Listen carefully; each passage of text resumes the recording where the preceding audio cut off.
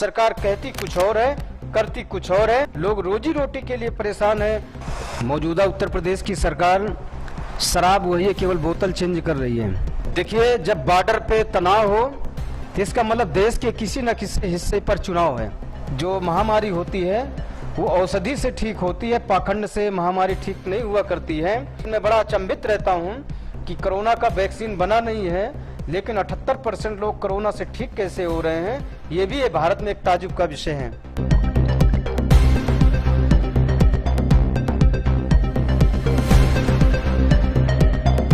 नमस्कार, मैं हूं अरुण कुमार और तरुण प्रवाह के खास चर्चा में आज हमारे साथ बहन कुमारी मायावती के पूर्व ओएसडी व मिशन सुरक्षा परिषद के राष्ट्रीय अध्यक्ष गंगाराम अंबेडकर जी हैं। आपका बहुत बहुत स्वागत है हमारे चैनल में। धन्यवाद। मैं गंगाराम अंबेडकर, राष्ट्रीय अध्यक्ष मिशन सुरक्षा परिषद, पूर्व ओएसडी, मुख्यमंत्री उत्तर प्रदेश। सबसे पहले तो तरुण प्रवाह न्यूज की पूरी टीम का मिशन सुरक्षा परिषद के केंद्रीय कार्यालय में तहे दिल से हार्दिक स्वागत, अभिनंदन, वंदन है। तो अंबेडकर जी, आपसे सबसे पहला सवाल हमारा ये है कि पुलिस कमिश्नरेट प्रणाली सिस्टम जो लागू हुई उससे क्या सुधार हुए? देखिए, मौजूदा उत्तर प्रदेश की सरकार शराब वही है, केवल बोतल चेंज कर रही है। श्री अखिलेश यादव जी द्वारा जारी 100 नंबर को 112 नंबर कर देना और पुलिस के सिस्टम को गाजियाबाद, वो गौतम बुद्ध नगर और लखनऊ में जो उन्होंने परिवर्तन किया है, तो पुलिस के जो जवान है वही है, सिस्टम वही है, व्यवस्था वही है, केवल नाम चेंज किया गया है, जिसके कारण किसी भी स्तर से कोई सुधार नज़र नहीं आ रहा है। लखनऊ और नोएडा में चारों तरफ अपराध चरम पर है। दिन दहाड़े लूट, हत्या, बलात्कार और यहाँ तक कि राजधानी के लोग दहशत में हैं। एक एक दिन में 8-8, 10-10 हत्याओं का आलम पूरी राजधानी के अंदर दहशत का माहौल पैदा कर दिया है। कानून व्यवस्था नाम की चीज पूरी तरह से समाप्त हो गई है और पूरी तरह से जहां जहां पुलिस कमिश्नरेट किए गए हैं वहां पर आतंक का पर्याय है। पुलिस पूरी तरह से बेबस, लाचार नजर आती है। पुलिस के सामने ही अपराधियों का इतना मनोबल बढ़ा हुआ है कि अपराधी अपराध करने में पूरी तरह से मशगूल हैं और पुलिस पूरी तरह से उनके सामने लाचार नजर आ रही है। तो क्या इस प्रणाली से डकैती, चोरी व ठगी जैसी घटनाओं पर अंकुश लगाने में कामयाब हुई या नहीं हुई? रत्ती मार भी कोई परिवर्तन नजर नहीं आ रहा है और इससे तो लगता है कि जिस तरह से प्रशासन और पुलिस मिलकर के पूरी तरह से क्राइम कंट्रोल करते थे, तो अब केवल पुलिस के हाथ में ही तमाम जमीन जायदादों के जो मामले थे वो पुलिस के पास चले गए। जमानत के जो मामले थे जो तमाम पुलिस के पास चले गए थे। पुलिस के पास काम की अधिकता अधिक होने के कारण और पुलिस की जो परेशानी है कि उनको अपनी कानून व्यवस्था के साथ साथ अनेक तमाम और अन्य कामों में लिप्त होना पड़ रहा है, जिसके कारण से अपराधियों पर अंकुश लगाना बहुत कठिन हो रहा है।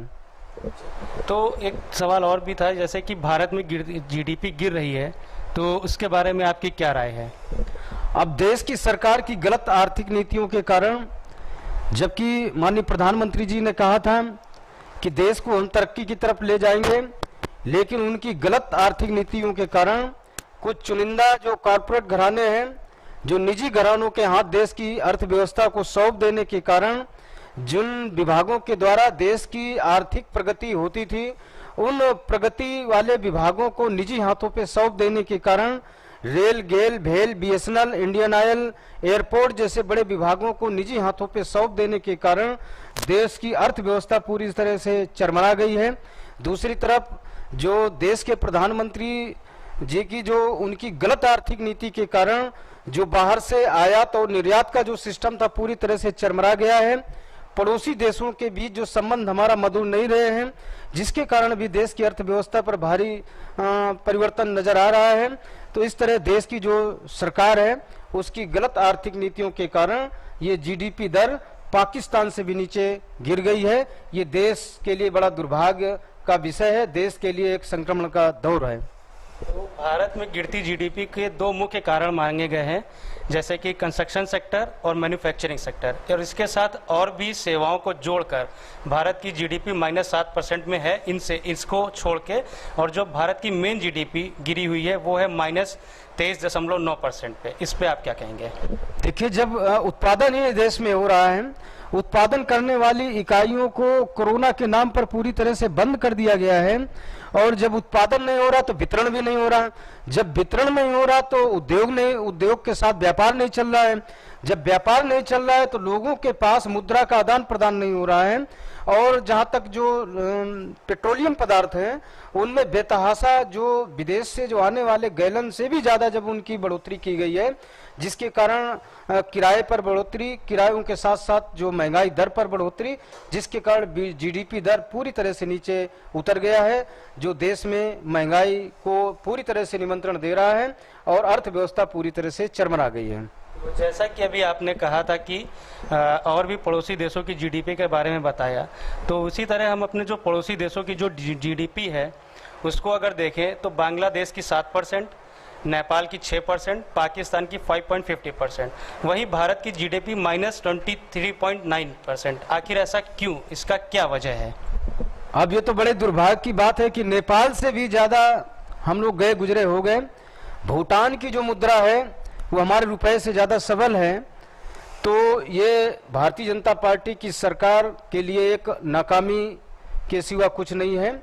मैं धन्यवाद देना चाहता हूं पूर्व प्रधानमंत्री मनमोहन सिंह जी को, जो बोलते कम थे लेकिन देश को तरक्की की तरफ ले जा रहे थे, महंगाई पर अंकुश लगा रहे थे, और जो जीडीपी दर थी, जो हमारा रुपया था डॉलर के मुकाबले काफी प्रगति पर था।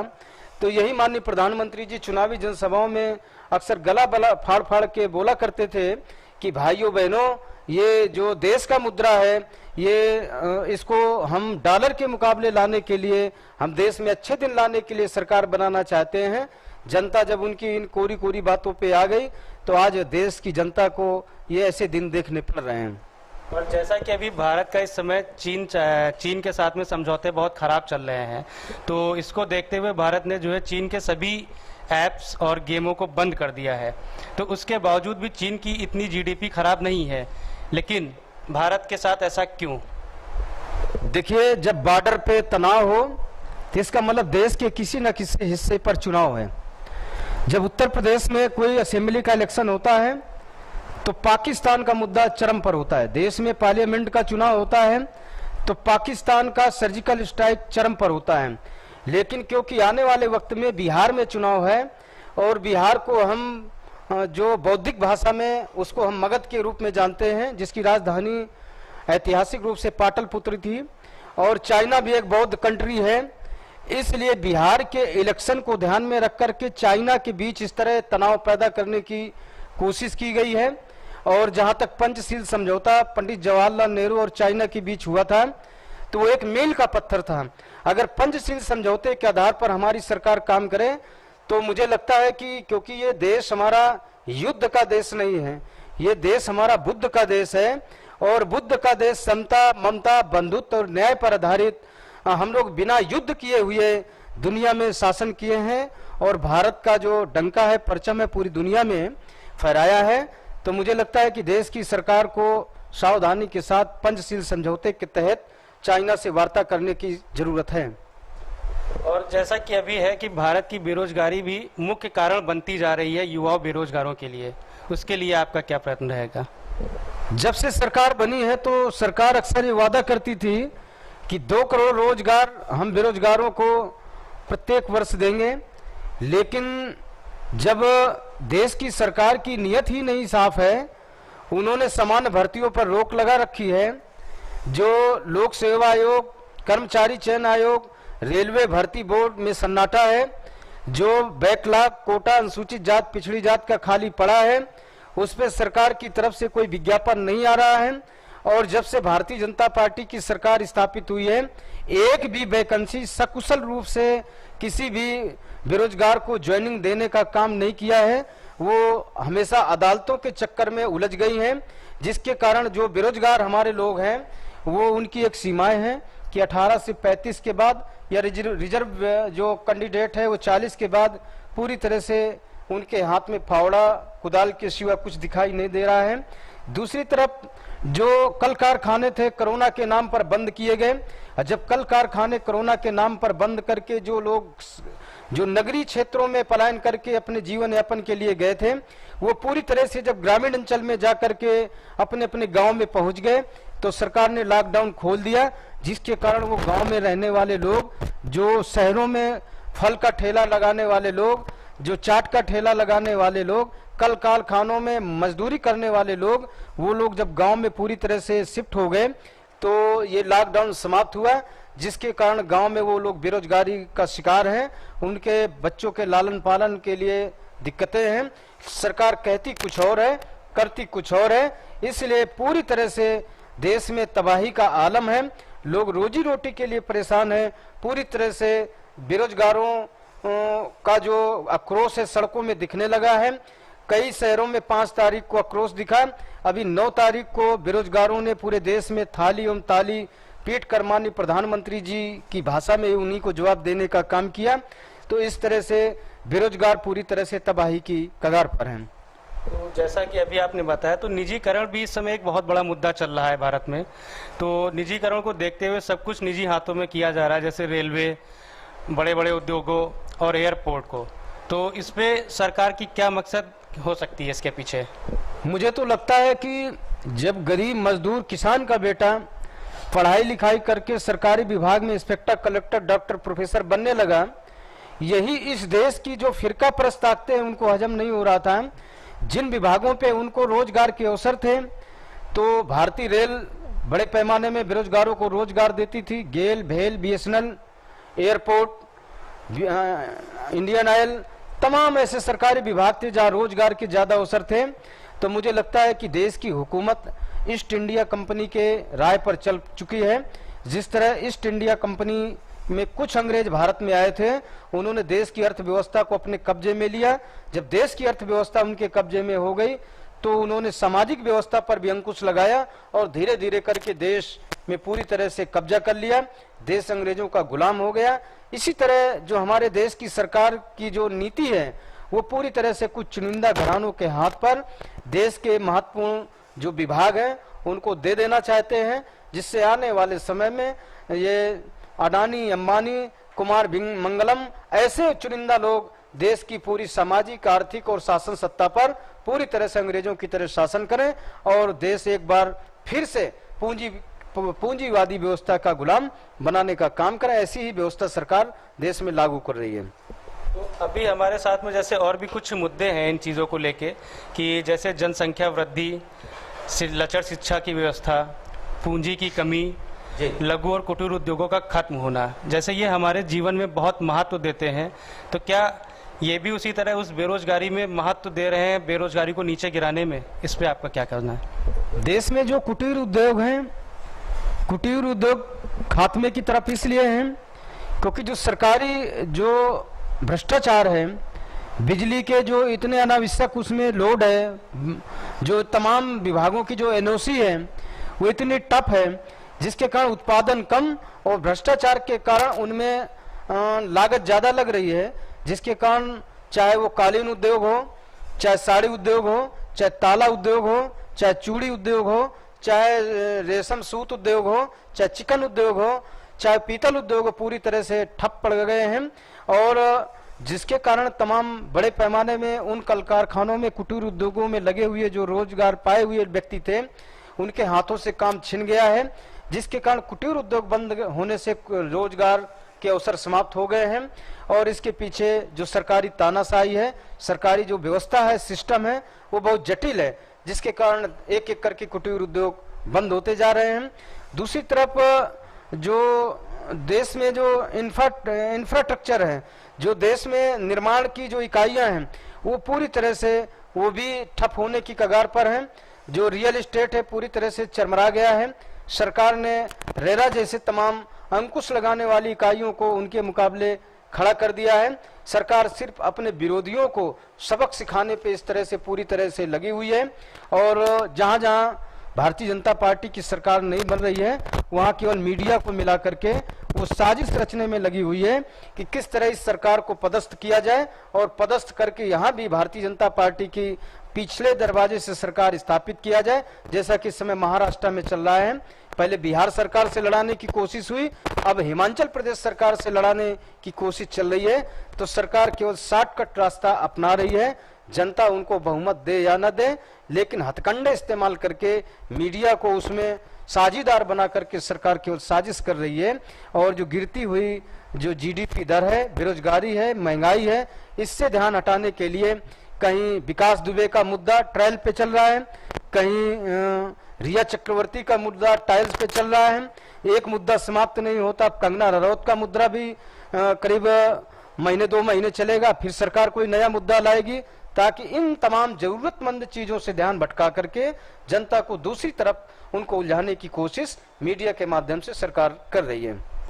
तो जैसा अभी कोरोना काल चल रहा था, तो हमारे प्रधानमंत्री श्री नरेंद्र मोदी जी ने कहा कि जो है थाली और ताली के माध्यम से उन्होंने कोरोना वॉरियर्स को सम्मान और उनका अभिवादन किया। वहीं सपा सुप्रीमो अखिलेश यादव ने ट्वीट करके बेरोजगारों को सितंबर की 9 तारीख को रात 9 बजे 9 मिनट के लिए दिए थाली व ताली पीटकर बड़े बेरोजगार युवाओं को समर्थन करने के लिए कहा। इन दोनों पहलू में आपका क्या उद्देश्य है या क्या राय होगी इन दोनों पहलुओं को देखते हुए? मैं श्री अखिलेश यादव जी का आभार प्रकट करता हूं कि उन्होंने जिस तरह की भाषा थी उसी भाषा में उसका जवाब दिया है। जिस तरह देश विज्ञान का युग है और विज्ञान के साथ साथ जो महामारी होती है वो औषधि से ठीक होती है, पाखंड से महामारी ठीक नहीं हुआ करती है।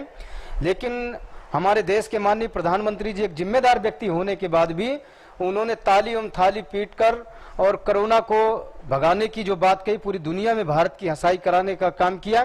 ताली एवं थाली पीटने से अगर कोरोना भागता तो आज 40 लाख का आंकड़ा कैसे पार हो गया। आज दुनिया में भारत दूसरे नंबर पर कोरोना के संक्रमण में क्यों अपना स्थान दर्ज करा चुका है। तो जरूरत इस चीज की है कि देश में कोरोना से भी ज्यादा महत्वपूर्ण है ये जो बेरोजगार लोग अपने जीवन यापन के लिए जो महामारी का शिकार हैं, भुखमरी का शिकार हैं, बेरोजगारी का शिकार हैं, इसको सरकार को भी कोशिश करनी चाहिए। और जहां तक कोरोना के बारे में, संक्रमण तो समय समय पर ये जब से मानव उत्पत्ति हुई है तब से सृष्टि ने दिया है, तो इससे सावधानी बरतने की जरूरत है। लेकिन मैं बड़ा अचंभित रहता हूं कि कोरोना का वैक्सीन बना नहीं है, लेकिन 78% लोग कोरोना से ठीक कैसे हो रहे हैं, ये भी भारत में एक ताजुब का विषय है। तो आपसे आखिरी सवाल एक करना चाहेंगे हम कि जैसे संविधान के निर्माता भारत रत्न डॉक्टर बाबा साहब भीमराव अम्बेडकर जी ने एक बार संसद में कहा था कि मैं ही वो पहला व्यक्ति होऊंगा जो संविधान को जला दूंगा। तो आखिर ये ऐसी कौन सी नौबत या ऐसी कौन सी व्यवस्था या प्रॉब्लम समस्या आ गई जिसकी वजह से बाबा साहब को इतना बड़ा कदम उठाना पड़ा इसके लिए? देखिए, जब 26 जनवरी 1950 को परम पूज्य बाबा साहब अम्बेडकर भारत का संविधान पेश करके जब बाहर निकले तो उनसे हमारे देश के नेताओं ने पूछा कि डॉक्टर अम्बेडकर आपके चेहरे पर मुस्कान क्यों है। उन्होंने कहा मेरे चेहरे पर मुस्कान इसलिए है क्योंकि एक मैंने बड़ी जंग जीती है, मनुवाद का खात्मा करने के लिए मनु स्मृति को जलाकर मैंने देश में एक मानवतावादी कानून देश को दिया है। तो मुझे एक तरफ खुशी है, दूसरी तरफ अफसोस है कि देश में राजतंत्र को हटाकर लोकतंत्र स्थापित होगा, एक व्यक्ति को एक वोट का अधिकार मिलेगा, उस वोट से सरकार स्थापित होगी। लेकिन अगर उस वोट का सही इस्तेमाल नहीं होगा तो कुछ समय बाद ये संविधान अपने आप में शून्य साबित होगा। क्योंकि जिस रिजर्वेशन आर्टिकल 341 में मैंने उन कमजोर वर्गों के लिए प्रतिनिधित्व का अधिकार दिया है, लेकिन मुझे ऐसा लगता है कि उनमें संविधान के जो विरोधी लोग हैं उनके नुमाइंदे काट के जो उल्लू हैं, जो रबड़ की मोहरें वो संसद के अंदर जब चुन कर जाएंगी तो उन्हीं के सामने संविधान के तमाम अनुच्छेदों के साथ छेड़छाड़ होगी। वो आंख बंद करके देखते रहेंगे, जिससे धीरे धीरे करके संविधान के सारे अंग काट दिए जाएंगे और संविधान अपने आप में निष्प्रभावी हो जाएगा। जैसा कि आरक्षण के मामले में माननीय सुप्रीम कोर्ट के रास्ते से जिस तरह आरक्षण को निष्प्रभावी करने की कोशिश की गई, जिस तरह निजीकरण करके संविधान की तमाम अनुसूचियों को समाप्त करने की कोशिश की गई, जिस तरह जातिवाद को बढ़ावा देकर जो आर्टिकल 15 को खुलेआम चैलेंज करने की कोशिश की गई, जिस तरह अभी पिछड़ी जाति के मंडल कमीशन के संबंध में माननीय न्यायालय के तमाम जजों द्वारा इस तरह की टिप्पणी करके जो पिछड़ी जाति का आर्टिकल 340 से लागू मंडल कमीशन की रिपोर्ट को चैलेंज करने की कोशिश की गई, तो इससे लगता है कि धीरे धीरे ये संविधान का जो अस्तित्व है वो समाप्ति के कगार पर है। संविधान की शपथ लेने वाले लोग वो चाहते हैं कि देश में एक बार मनु का संविधान लागू हो जाए, जैसा कि उत्तर प्रदेश में अभी माननीय मुख्यमंत्री जी ने एक ऐलान किया है कि आने वाले पंचायत के चुनाव में जिसके पास 2 बच्चे होंगे वही केवल पंचायत का चुनाव लड़ेगा, और जिसके पास हाई स्कूल की डिग्री होगी वही केवल पंचायत में चुनाव लड़ सकेगा। तो धीरे धीरे ये तो चुनाव लड़ने वालों की क्राइटेरिया तय की गई है, आने वाले समय में वोट देने वालों की क्राइटेरिया भी सरकार तय कर सकती है। जिस तरह से योगी आदित्यनाथ जी ने कहा है कि कौशल विकास के माध्यम से भारत को आत्मनिर्भर बनाने के लिए चर्म कला केंद्र, केश कला केंद्र, माटी कला केंद्र, काष्ठ कला केंद्र, मतलब जो जातियों के लोग पुरातन में मनु की स्मृति में जो जाति के आधार पर जिनको प्रजावट के कामों में उलझाया गया, सरकार चाहती है कि मनु के कानून के मुताबिक जूता बनाने वाले को जूता बनाने का काम, मछली पालने वाले को मछली पालने का काम, दूध दही निकालने वाले को दूध दही देने का काम, और यहाँ तक कि फैजाबाद के एक यूनिवर्सिटी, एक कॉलेज में ये खुलेआम एक जो फैजाबाद विश्वविद्यालय से संबद्ध एक कॉलेज ने ये अपना विज्ञापन भी जारी किया है कि उन्हीं जातियों के लोगों को उसमें दाखिला लेने की प्राथमिकता दी जाएगी। जो जाति के लोग, जो सब्जी उगाने वाले लोग, उनको उद्यान का काम दिया जाएगा। फसल काटने वाले और फसल पैदा करने वाले लोग, जो कुर्मी, काची, कुशवाहा, जिन लोगों को उसमें प्राथमिकता दी जाएगी। मछली पालने वाले लोग, मछली उत्पादन में उनको प्राथमिकता दी जाएगी। दाढ़ी बाल बनाने वाले, मालिश करने वाले लोग, कपड़ा धुलने वाले लोग, यानी जाति के आधार पर उनको काम दिए जाएंगे। लेकिन उस फैजाबाद विश्वविद्यालय से अधीनस्थ जो कॉलेज है उससे ये नहीं बताया गया कि आखिर जो अन्य तमाम हिंदू व्यवस्था की जो पायदान पर, उच्च पायदान पर खड़ी जातियों के लिए वो कौन सा काम देने का काम करेंगे। इस तरह देश में मनु का कानून धीरे धीरे आहट दे रहा है। इसलिए मैं बहुजन समाज के लोगों से तरुण प्रवाह के माध्यम से अपील करता हूं कि आप लोग अपनी यूनिटी पैदा करें, अपनी जमात पैदा करें, जाति को तोड़कर जमात में बदलने का काम करें, और जिसका जमात बनता है उसका समाज बनता है, और जिसका समाज बनता है उसकी सरकार बना करती है, और जिसकी सरकार बना करती है उसकी हजारों साल की बिगड़ी बात बना करती है। अगर अपनी हजारों साल की बिगड़ी बात बनानी है, संविधान को सुरक्षित बचाना है, तो देश की संसद में आपको कब्जा करना बड़ा जरूरी है।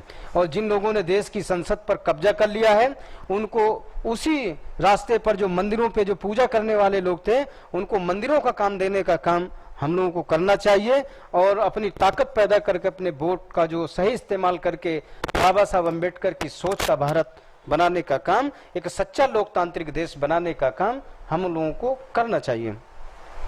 जी अम्बेडकर जी, आपने अपना बहुमूल्य समय हमें हमारे चैनल को दिया, इसके लिए बहुत बहुत आभार आपका। तरुण प्रवाह न्यूज क्योंकि बहुजन समाज का एक अपना खुद का चैनल है, मैं तमाम लोगों से अपील करता हूं कि तरुण प्रवाह की उन्नति के लिए तन मन धन से आप लोग सहयोग करें, सब्सक्राइब करें, शेयर करें।